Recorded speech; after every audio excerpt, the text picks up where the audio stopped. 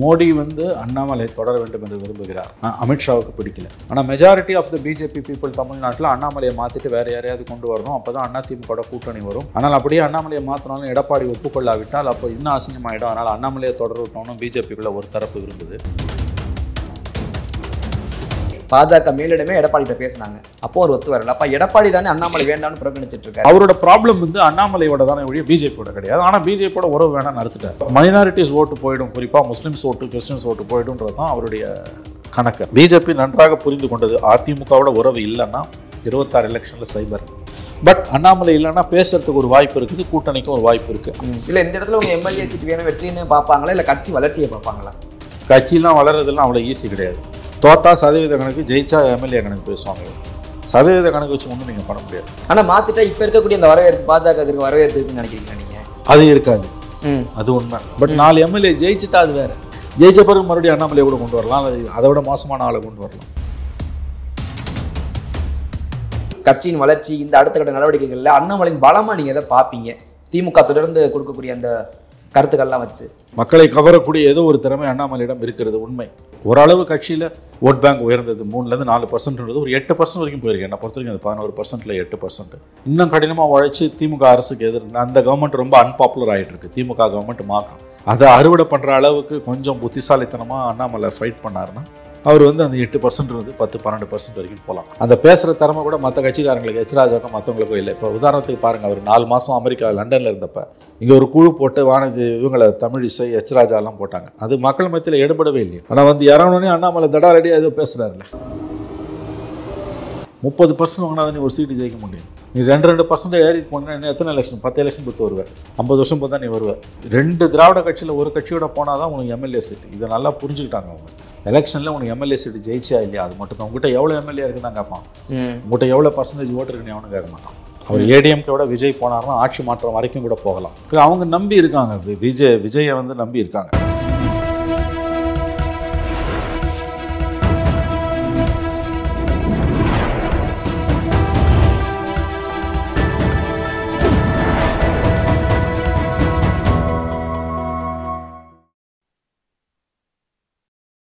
Channel 5 Tamil நேயர்களுக்கு வணக்கம்.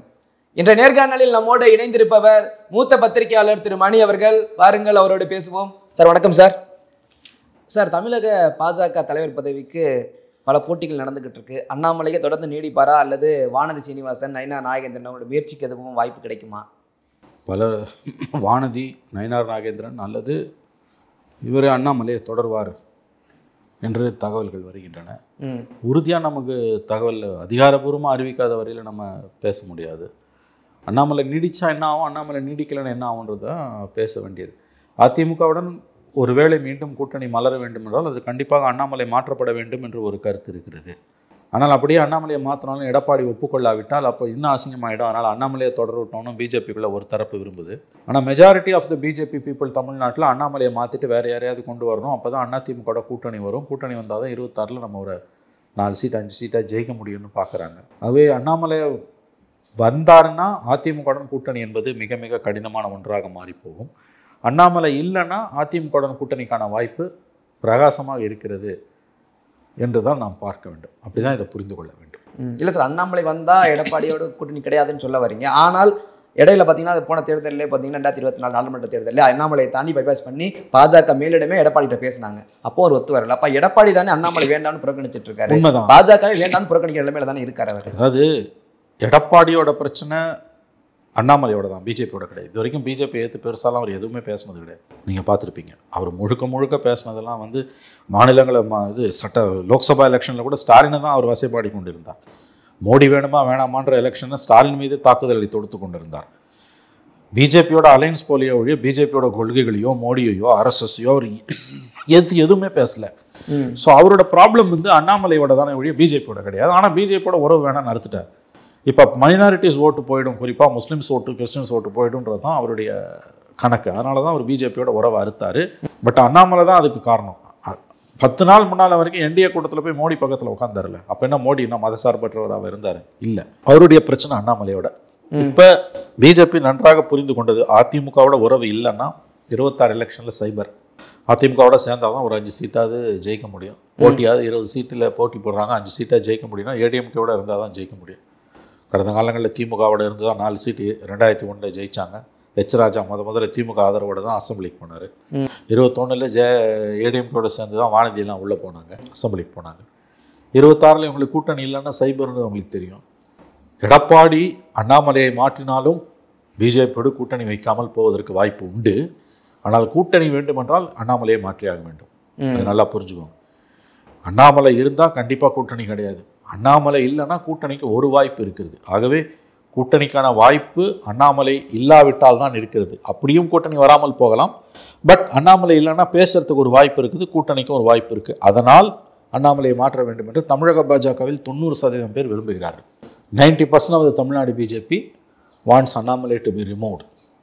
ஆனால் டெல்லி மேலிடம் எந்த முடிவும் எடுக்காமல் அமைதி காக்கிறது. ஏன்னா அடுத்த வாரம் பிப்ரவரி 1st வீக்கில் அவங்களுக்கு எலெக்ஷன்ஸில் தேசிய தலைவர் அவங்களோட ஆல் இண்டியா பிரசிடெண்ட்டை தேர்ந்தெடுக்கணும். அதுக்கு முன்னால் எல்லா மாநிலங்களிலும் தலைவர்கள் நியமிக்கப்பட வேண்டும். இல்லை இந்த இடத்துல உங்கள் எம்எல்ஏ சீட் வேணும் வெற்றின்னு பார்ப்பாங்களா, இல்லை கட்சி வளர்ச்சியை பார்ப்பாங்களா? கட்சியெலாம் வளர்றதுலாம் அவ்வளோ ஈஸி கிடையாது. எம்எல்ஏ சீட் இருக்குது. இப்போ இருக்க 4 எம்எல்ஏ ஒரு 10 எம்எல்ஏ ஆகணும். அல்லது இப்போ இருக்க 4 தக்க வைக்கணும்னா ஏடிஎம்கே வேணும். தனித்துனா வராதா சார்? சைபர் சதவீதங்கள் உயர்த்தி காட்டுது. சதவீதத்தை வச்சு என்ன பண்ண முடியும்? அதிமுக பின்னுக்கு தள்ளி 2 இடங்கள்ல வந்து சதவீதத்தை வச்சு நீங்கள் ஒன்றுமே பண்ண முடியாது. சதவீதத்தை வச்சு பெருமை பேசிக்கலாம், சதவீதத்தை வைத்து வெற்று பெருமை பேசிக்கலாம். எம்எல்ஏ கிடைப்பானா கிடைக்க மாட்டானா? தோத்தா சதவீத கணக்கு, ஜெயிச்சா எம்எல்ஏ கணக்கு பேசுவாங்க இவங்க. சதவீத கணக்கு வச்சு ஒன்றும் நீங்கள் பண்ண முடியாது. இப்போ இருக்க 4 எம்எல்ஏவை தக்க வைக்கணும், அது 5 ஆகணும், 6 ஆகணும், 7 ஆகணும்னா கண்டிப்பாக ஏடிஎம்கே அலையன்ஸ் வேணும். ஒவ்வொரு எம்எல்ஏக்கும் அது தெரியும்.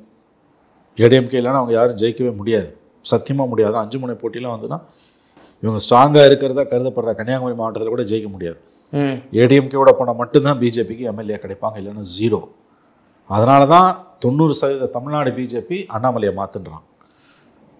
டெல்லி பிஜேபி இதுக்கு பதில் சொல்லாமல் இருக்கான் அமைதியாக. அண்ணாமலையை மாற்றிட்டா ஏடிஎம்கே அலையன்ஸுக்கான வாய்ப்புகள் பிரகாசமாகும், அதில் எந்த சந்தேகமும் வேணாம். ஆனால் மாற்றிட்டா இப்போ இருக்கக்கூடிய அந்த வரவேற்பு, பாஜக வரவேற்பு இருக்குன்னு நினைக்கிறீங்களா நீங்கள்?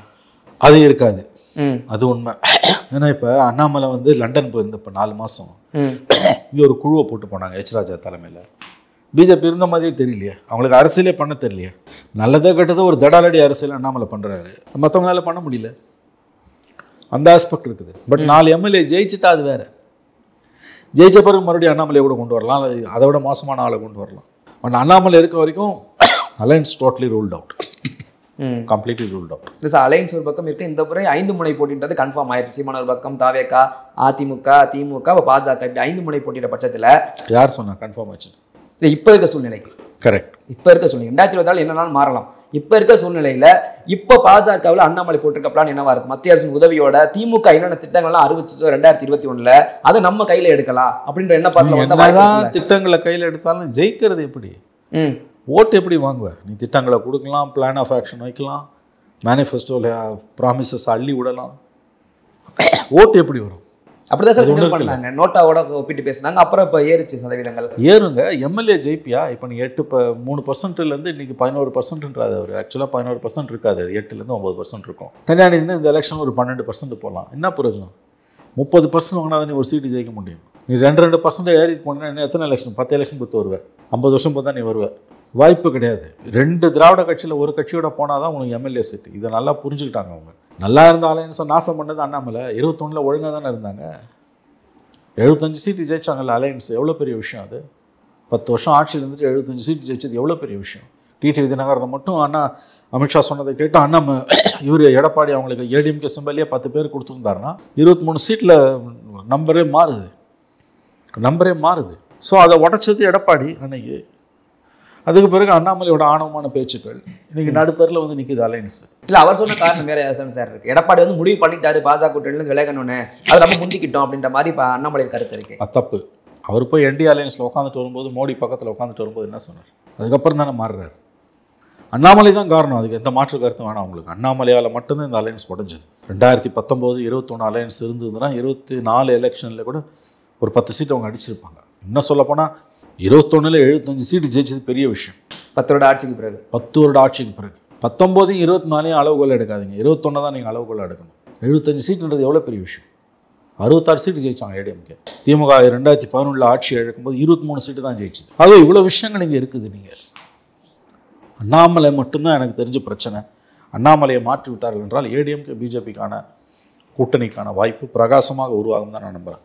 ஓகே சார், கூட்டணி ஒரு பக்கம் உருவாக 2024 நாடாளுமன்ற தேர்தலில் தோல்வியை தழுவி 0 அப்படின்ற கணக்கில் தான் பாஜக தமிழ்நாட்டில் இருந்தது. ஆனால் பிரதமர் மோடி அவர்கள் பேசும்போது இத்தனை மாநிலங்கள் இருக்கும்போது தமிழ்நாட்டை மென்ஷன் பண்ணி சொல்றாரு, வளர்ச்சி வந்துருச்சு அந்த இடத்துலன்னு குறிப்பிட்டு காட்டாரு. அப்படி இருக்கும் பட்சத்தில் அவங்களுடைய பார்வை அண்ணாமலை மாற்றம் வேண்டாம்னு தான் இருக்கும். ஆனால் இவங்களுடைய பிரஷர் எந்த அளவுக்கு தாக்கத்தை ஏற்படுத்தும்னு நினைக்கிறீங்க? மோடி அண்ணாமலை தொடர வேண்டும் என்று விரும்புகிறார். அமித்ஷாவுக்கு பிடிக்கல, அங்கேயே பிடிக்கல. இந்த 18% வச்சு என்ன பண்ணுறது? அடுத்த எலெக்ஷன் அது 20% ஆகும், அதுக்கு அடுத்த எலெக்ஷன் 22% ஆகும். நீ 30% ரீச் பண்ணால் தான் ஜெயிக்க முடியும். ரெண்டாவது, நீ 21 இருந்த அதிமுக கூட இல்லைன்னா நீ எப்படி 18% வாங்குவ? 11% பிஜேபி வாங்கினது அதிமுக இல்லாமல் இந்த குட்டி குட்டி கட்சிகளெல்லாம் சேர்த்து நீ 24 வாங்கினது. பார்லிமெண்ட் எலெக்ஷனில் அசம்பிளியில் எவ்வளோ விழும் உனக்கு? அசம்பிளிலாம் அவ்வளோ பிரகாசமாக குரூப்பில் உன் கட்சிக்கு வேலை செய்ய ஆள் எங்கே இருக்கா? இப்போ பாமகவை மட்டும் வச்சுட்டு போய் களத்தில் ஒர்க் பண்ணினா என்ன கிடைக்கும் உனக்கு? 18% 20 ஆகலாம், 22 ஆகலாம், ஒரு சீட்டு ஜெயிக்க முடியாது. நீ 30% கிராஸ் பண்ணால் தான் நீ ஒரு சீட்டு ஜெயிக்க முடியும். ஸோ இந்த புரிதல் வேணும் உங்களுக்கு. நீங்கள் 18% வச்சுட்டு என்ன பண்ணுவீங்க? அது வேணும் நம்பர். அதால் எந்த பிரயோஜனமும் கிடையாது. ஆனால் பாமக கூட இருக்கிறது ஓரளவுக்கு பலமாக இருந்தாலும் சீட்டு செய்கிறதுக்கு வாய்ப்பு இல்லைன்னு சொல்கிறீங்க. ஜெயிக்கலாம் முடியாதுங்க. மக்கள் அதில் கூட்ட நிம்மதி ஆகிடும். திமுக இல்லை அதிமுக போனால் மட்டும்தான் ஜெயிக்க முடியும். பாமக என்ன ஓட்டு பர்சன்டேஜ் 5% இருக்கும். அது என்ன வன்னியர் பெல்ட் தான். மற்ற இடத்துல நான் தான் சொல்லேன், 30% கிராஸ் பண்ணணும் ஒரு தொகுதியில் நீ ஜெயிக்கிறது. 20லேருந்து 22% 234 தொகுதியிலையும் வாங்கினாலும் சைபர் தான் உனக்கு, நம்பர் கிடையாது. அது வெறும் நம்பர், சீட்டு கிடையாது. அது வெறும் நம்பர். அது பார்த்து 18% 20 ஆச்சு, 22 ஆச்சு, எங்களோட 11% 15% ஆச்சுன்னு சொல்லிக்கலாம், பெருமைப்படுத்திக்கலாம். சீட்டுன்னா எலெக்ஷனில் உனக்கு எம்எல்ஏ சீட்டு ஜெயிச்சா இல்லையா அது மட்டும் தான். உங்கள்கிட்ட எவ்வளோ எம்எல்ஏ இருக்குன்னு தான் கேட்பான். உங்கள்கிட்ட எவ்வளோ பர்சன்டேஜ் ஓட்டு இருக்குன்னு எவனும் கேட்க மாட்டான். சார், ஒரு சீட்டுக்கு 30% சொல்கிறீங்க. விஜயன் 5 முனை போட்டியில் 30% சாத்தியமா இல்லை குறைவாக இருந்தாலே போதுமானதாக இருக்கும்? 5 முனை போட்டியில் அவராலையும் ஜெயிக்குவது கடினம். அவர் ஏடிஎம்கே விட போனால் ஆட்சி மாற்றம் உறுதி. அவருக்கு ஒரே பாயிண்ட் அந்த பக்கம் மட்டும்தான். எஸ், அவர் ஏடிஎம்கே விட விஜய் போனார்னா ஆட்சி மாற்றம் வரைக்கும் கூட போகலாம். அப்படி இல்லாமல் 5 முனை போட்டினா அது 7 போய் யாருக்கும் மெஜாரிட்டி இல்லாமல் போய் முடியலாம். திமுக கூட்டணி, அதிமுக கூட்டணி எல்லாருக்குமே யாருக்கும் மெஜாரிட்டி இல்லாமல் போய் துண்டு துண்டாக செதறலாம். ஆனால் ஏடிஎம்கே விஜய் அலையன்ஸ் வந்துடுச்சுன்னா அவங்க கண்டிப்பாக ஆட்சி மாற்றத்தை நோக்கி கூட நகரலாம். ஓகே சார், இப்போ அந்த கூட்டணி விரிசலுக்கு அண்ணாமலை காரணம்னு சொல்கிறீங்க. ஆனால் அதை தாண்டி கட்சியின் வளர்ச்சி, இந்த அடுத்த கட்ட நடவடிக்கைகளில் அண்ணாமலையின் பலமாக நீங்கள் எதை பார்ப்பீங்க?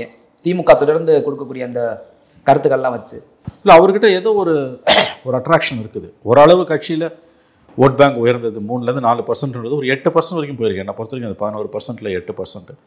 இன்னும் கடினமாக உழைச்சி திமுக அரசுக்கு அந்த கவர்மெண்ட் ரொம்ப அன்பாப்புலர் ஆகிட்டு இருக்கு. திமுக கவர்மெண்ட் மாபெரும் தவறுகளை செய்து கொண்டிருக்கிறது. மக்கள் மத்தியில் வெகு விரைவாக செல்வாக்கு இழந்து கொண்டிருக்கிறது. ஹியூஜ் ஆன்டி இன்கம்பன்சி பில்ட் ஆகிட்டு இருக்குது. அதனால் அதை அறுவடை பண்ணுற அளவுக்கு கொஞ்சம் புத்திசாலித்தனமாக அண்ணாமலை ஃபைட் பண்ணாருன்னா அவர் அந்த 8% 10-12% வரைக்கும் போகலாம். அவ்வளோதான், ஜெயிக்க முடியாது. ஒரு சீட்டு கூட ஜெயிக்க முடியாது. நீங்கள் ஜெயிக்கிறதுக்கு மினிமம் 28லேருந்து 30% கிராஸ் பண்ணணும். சதவீத கணக்கை வச்சு பெருமைப்பட்டுக்கலாம். அவருடைய பலம் என்பது அவர் திமுக அரசுக்கு எதிராக அதிரடியாக பேசுகிறார். அதில் நிறையா பொய் சொல்கிறாரு, ஆனால் பேசுகிறாரு. அந்த பேசுகிற திறமை கூட மற்ற கட்சிக்காரங்களுக்கு, எச்ராஜாக்கும் மற்றவங்களுக்கும் இல்லை. இப்போ உதாரணத்துக்கு பாருங்கள், அவர் 4 மாதம் அமெரிக்கா லண்டனில் இருந்தப்போ இங்கே ஒரு குழு போட்டு வானதி இவங்களை தமிழிசை எச்ராஜாலாம் போட்டாங்க. அது மக்கள் மத்தியில் எடுபடவே இல்லையே, பேசுபடு பொருளாகவே ஆகலையே, அவங்க மீடியா லைம்லைட்லேயே அவங்க இல்லையே. ஆனால் இறங்கணுன்னே அண்ணாமலை தடாரடியாக ஏதோ பேசுகிறாருல்ல. அதாவது மக்களிடம் தான் பேசுவதை கவனிக்க, அதாவது மக்களின் கவனத்தை ஈர்க்கக்கூடிய அளவுக்கு பேசக்கூடிய ஏதோ ஒரு திறமை அண்ணாமலையிடம் இருக்கிறது. மக்களை கவரக்கூடிய ஏதோ ஒரு திறமை அண்ணாமலையிடம் இருக்கிறது, உண்மை. அது அந்த 11% 15% ஆகும். ஜெயிக்கலாம் முடியாது. ஜெயிக்கிறது கூட்டணி வச்சாகும். அதான் வெரி சிம்பிள். அது மற்றவங்களோட அவர்கிட்ட ஒரு கவர்ச்சி இருக்குது பிஜேபியில். பட் அவரால் தனியாக நின்று ஜெயிக்க முடியாது. அவருடைய அந்த 10% 11% 15% மாறும். என்னுடைய கணிப்பு அது 8%. 10ன்னு ஒரு வாதத்துக்கு வச்சுக்கிட்டாலும் அடுத்த எலெக்ஷனில் ஒரு 14-15% ஆகலாமே ஒழிய அதை வச்சு ஜெயிக்கலாம் அவங்க முடியாது. ஏடிஎம்கேவோட போனால் மட்டும்தான் அவங்களால ஜெயிக்க முடியும். அப்படி இல்லைன்னா அவங்களால ஜெயிக்க முடியாது. அவர்கள் மாபெரும் தோல்வியை 26 தழுவுவார்கள். கூட்டணி வியூகம் மட்டும்தான் கை கொடுக்கும். கூட்டணி ஏடிஎம்கே இல்லாமல் எத்தனை கூட்டணி வச்சாலும் அது சைபர். நீ 18% 20% வந்தாலும் சைபர் தான். நீ ஜெயிக்கணும்னா 28-30% கிராஸ் பண்ணணும். அது ஏடிஎம்கே இருந்தால் தான் உனக்கு சாத்தியம். இப்போ இருக்க 18% அவங்க என்டிஏ வாங்கினது பார்லிமெண்ட்டில் வாங்கினது அசம்பிளிக்கு வருமானம் எனக்கு தெரியல. அப்படியே வந்தாலும் ஒரு சீட்டு கூட ஜெயிக்க முடியாது. 234 தொகுதியிலையும் 18லேருந்து 20% ஒவ்வொரு தொகுதியிலையும் வாங்கினாலும் நீ சைபர் தான். ஃபர்ஸ்ட் பாஸ்ட் கோல் சிஸ்டம். ஒன்று டிஎம்கே இல்லை ஏடிஎம்கே. டிஎம்கே முடியாது. ஏடிஎம்கேவோட போனால் மட்டும்தான் அண்ணாமலையால் ஜெயிக்க முடியும், பிஜேபியால் ஜெயிக்க முடியும். தடாலடியும் அண்ணாமலை பேசுவார் செய்வார், கட்சியை ஜெயிக்க வைக்க முடியாது. கோல் போஸ்ட்டுக்கிட்ட கட்சியை கொண்டு போக முடியாது, வாய்ப்பே கிடையாது. அண்ணாமலை மீண்டும் தலைவராக்கப்பட்டால் இங்கே இருக்கக்கூடிய அண்ணாமலையை விரும்பாத தலைவர்கள்லாம் ஒத்துழைப்பு கொடுப்பாருங்களா? தாண்டி அரசியல் பண்ண முடியுமா? அவர்னால தாண்டி அரசியல் பண்ண மாட்டாங்க. அண்ணாமலை சொல்வதை கேட்டுக்கொண்டு நடந்து கொள்வார்கள். பொட்டி பாம்பா அடங்கி இருப்பாங்க. ஒத்துழைப்பு வழங்குறதுக்கு வாய்ப்பு இல்லை. ஒத்துழைப்பு கொடுத்தும் ஆகணும். அவங்க கொடுக்க வைக்கப்படுவார்கள். மேலிடத்துலேருந்து தாக்குதல்கள் வரும், மேலிடத்துலேருந்து கடும் உத்தரவுகள் வரும். அண்ணாமலை ஒருவேளை நமக்கு தெரியாது, அண்ணாமலை ஒருவேளை தலைவராக தொடர்ந்து நீடிக்க அளவு செஞ்சாங்க, இன்னும் ஒரு 3 இயர்ஸ் கொடுக்குறாங்க அப்படின்னா கண்டிப்பாக தமிழ்நாடு பிஜேபிக்குள்ளே ஒரு மனக்கசப்பு இருக்கும். பட் தேர்தல் நெருங்க அது மறைஞ்சு எப்படியா ஜெயிக்கணுன்ற எண்ணம் தான் வரும். அலையன்ஸை ஏடிஎம்கேவோட அவங்க வச்சுட்டாங்கன்னா வெற்றி வாய்ப்பை கூட, அலையன்ஸ் ஏடிஎம்கேவோட வைக்க முடியலன்னா மிகப்பெரிய தோல்வியை சந்திப்பார்கள். ஏன்னா அவங்க இந்த 4 சீட்டு கூட ஜெயிக்க முடியாது. சார் அதிமுக கூட்டணி வச்சாலும் இந்த சிறுபான்மை ஓட்டுன்றது ரேரா தானே சார் இருக்கு. காரணமாகவே சொல்லியிருக்காங்கல்ல அதிமுக 75% ஓட்டு சீட்டு வாங்கினாங்கல்ல. அப்போ சிறுபான்மை ஓட்டு எங்கே போச்சு? 2021 75 சீட் வாங்கினாங்கல்ல. ஆமாம். முஸ்லீம் கிறிஸ்டின் ஓட்டு அதை மீறி அல்லது அதையும் வாங்கி தானே வந்தாங்க. இப்போ 5 வருஷம் போது ஸ்டாலின் கவர்மெண்ட் மக்கள்கிட்ட போகும்போது 21 கியூ கட்டி ஓட்டு போட்டவன் திமுக ஓட்டு போடுவானா? கண்டிப்பாக திமுக எதிராக குறிப்பிட்ட சதவீதத்தினர் ஓட்டு போடுவாங்க. அது ஆட்சி மாற்றத்துக்கான அளவுக்கா இல்லையான்றது வேற விஷயம். 21 ஸ்டாலினுக்கு திமுக இருந்த நல்ல பேர் 26 சத்தியமாக கிடையாது. அப்போ ஏற்று தான் குத்துவோம், ஓரளவு அது ஏற்று குத்துவோம். அப்போ யாருக்கும் மெஜாரிட்டி இல்லாமல் போகலாம். 26 சிலர் சொல்வது போல 26 தமிழகத்தில் கூட்டணி ஆட்சிக்குத்தான் வாய்ப்புகள் அதிகம். 5 முனை போட்டி வந்துன்னா திமுக கூட்டணிக்கு வெற்றி வாய்ப்பு அதிகம், மறுக்கல, உண்மை.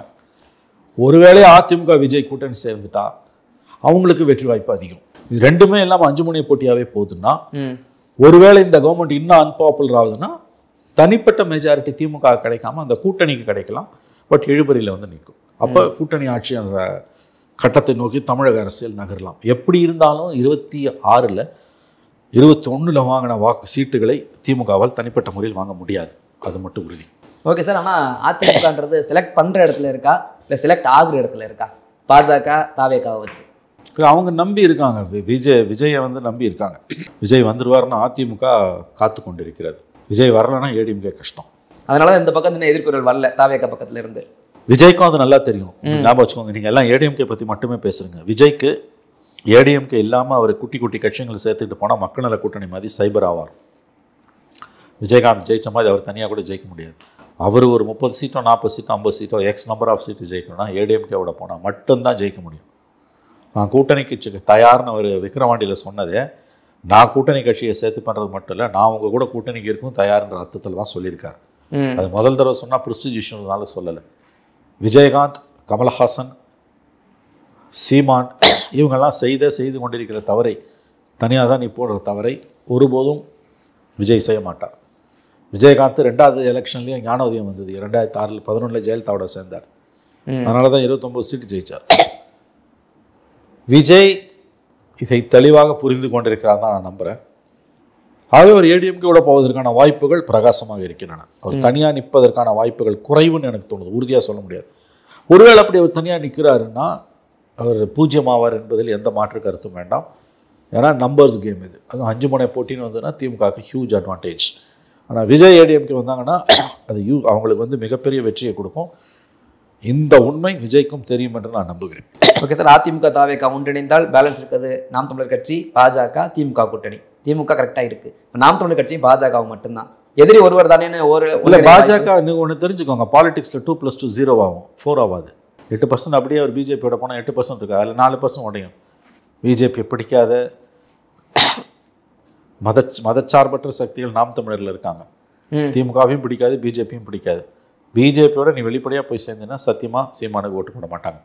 அந்த 8%ல் ஒரு 2லேருந்து 3% அத்தகைய கேட்டகரி அவங்க வெளியேறிடுவாங்க. அதனால் சீமான் சேர்றதால அப்படியே அந்த 8% ஏடிஎம்கே போகும்னு சொல்ல முடியாது. 2+2 0 ஆகும் பாலிடிக்ஸில். ஆகவே பிஜேபியோட சீமான் போனால் அவருடைய அரசியல் வாழ்க்கை அஸ்தமனமாகும்.